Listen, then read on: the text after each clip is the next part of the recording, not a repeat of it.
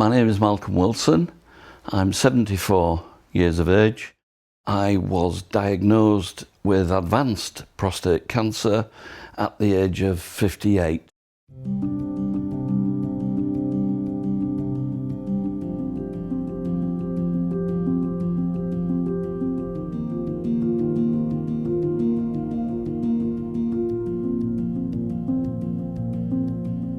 In 2006, I was preparing a lecture, this was before I retired, on the breakfast bar in the kitchen, and I'd got a pint of water in front of me and I was doing quite well, and then all of a sudden I had this urge to go to the toilet, and I knew I needed to get there pretty quickly.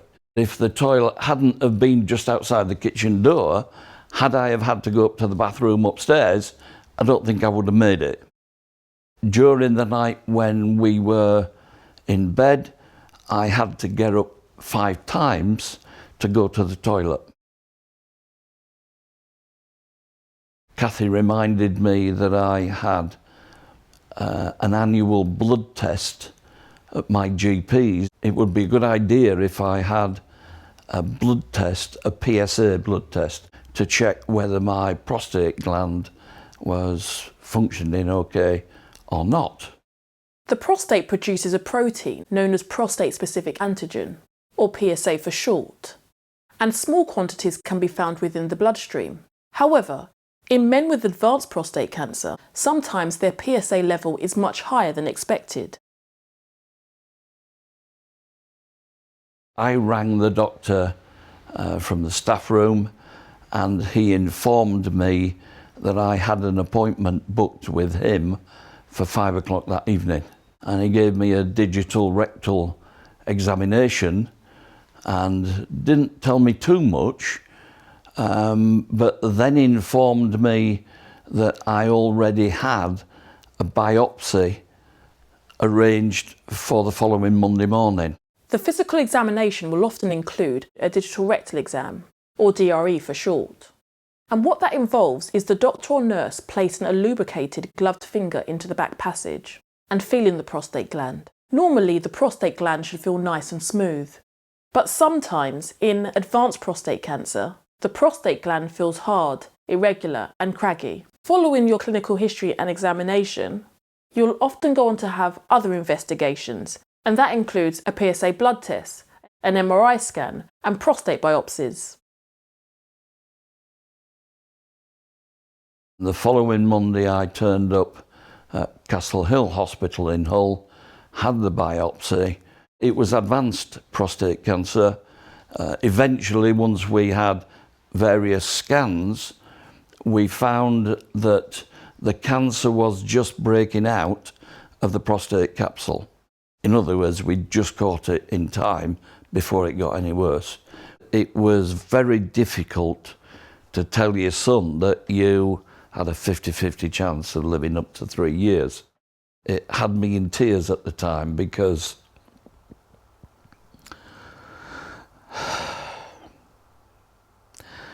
it's not easy telling some member of your family that you love that you may not be with them much longer. And I went into college the following morning to teach my class. There was a knock at the classroom door, and it was a colleague who told me that my daughter was on the telephone in the staff room. She needed to speak to me.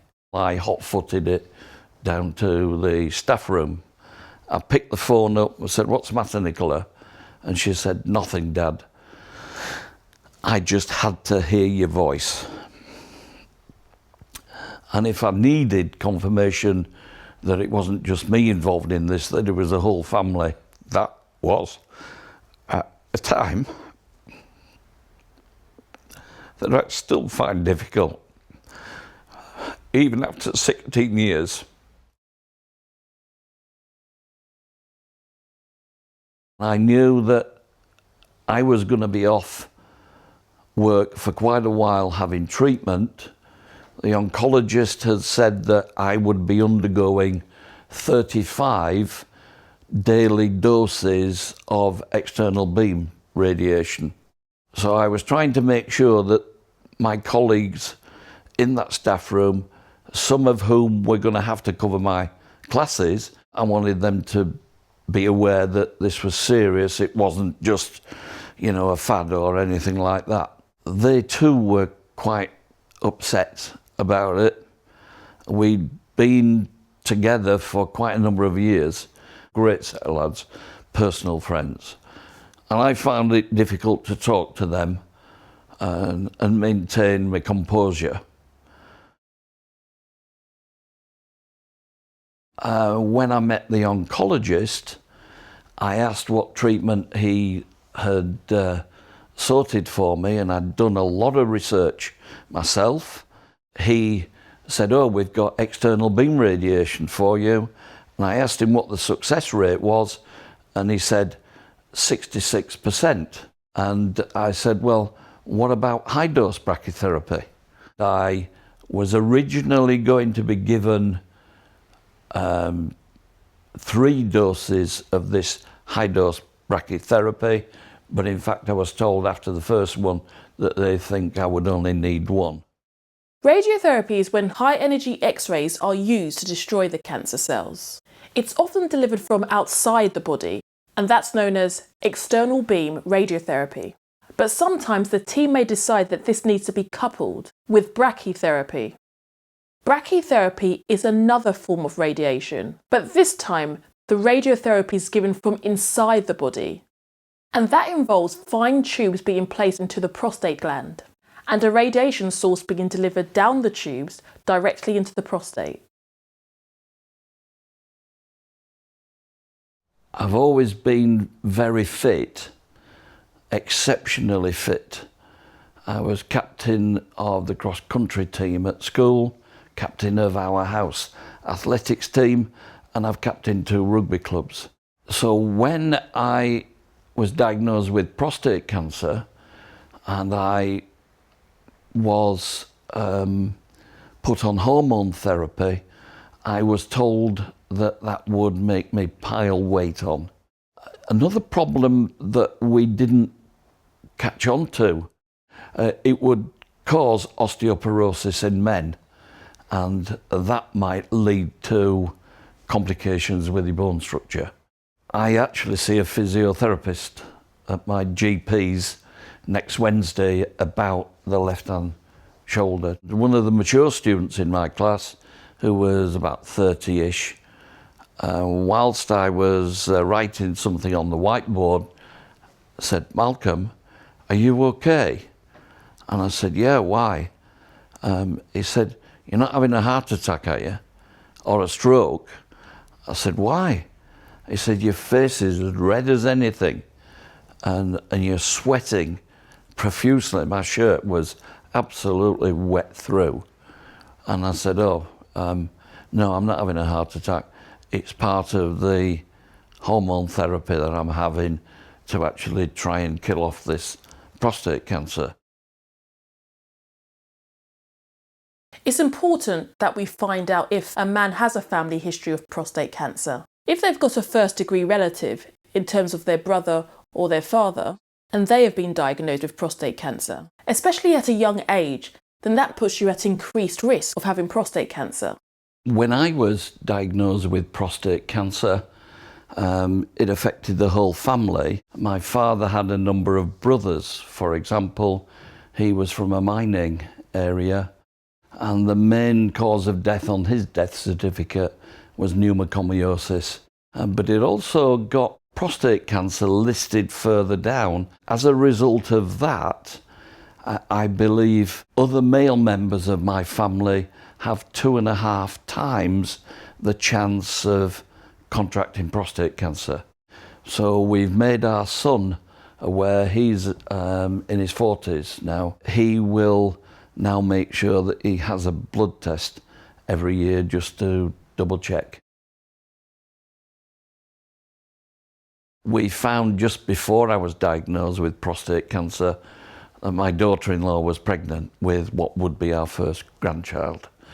It turned out that she gave birth to Erin, a granddaughter, beautiful granddaughter. Whilst I was experiencing about halfway through the 35 daily treatments of external beam radiation. Kathy and I drove up to Castle Hill to see the new addition to the family, and she was beautiful. And because she was born during my treatment, she brought a ray of sunshine into everybody's life. It was something that we desperately needed, and it even made me more determined to beat this cancer, because I wanted to be able to sit down with my granddaughter and teach her algebra, as daft as that might sound. And that's exactly what I'm doing at the moment, because she's now 15, and I'm hoping now that I will live long enough to see her married or go to university or whatever. I should mention Charlotte, or Charlie as we call her, and she's a gorgeous little girl as well, and of course her brother Max, and we've got an older grandson who is called Grant, and we love them all unbelievably well. I'm not sure you ever come to terms with it, because unlike other cancers where you get clearance to say that you've actually beaten it, it's gone, with advanced prostate cancer, they dare not give you that clearance. So I've been told that I will be on hormone therapy for the rest of my life. I don't take anything for granted. I keep an Excel file, Microsoft Excel file, with the numerical data of both testosterone level and of the PSA number, and I make graphs of those to make sure I can see whether there's going to be any future trend. Fortunately, they're looking at me surviving at least till I'm 80, and I'm hoping to make sure I go beyond that and stay alive for my family as much as possible. I take each day as it comes. Little things that used to bother me a lot don't bother me at all now, because it's trivial by comparison with what I've been through, what my family's been through. It does concern me, and I've always got a long-term view on this, but I mean, I might die of a heart attack or a car crash. So yeah, I'm upbeat, you know. Why wouldn't I be? From being told originally that I had a 50-50 chance of living up to 3 years, I've gone 16 years where I'm still alive. I hope that by the time I get to 80, which is another 6 years, that somebody will say, great stuff, we've got a cure. But I don't know that that's going to happen. And in the meantime, I will do everything possible to prolong my life so that I can enjoy my family and provide the level of support and protection that a father should give them.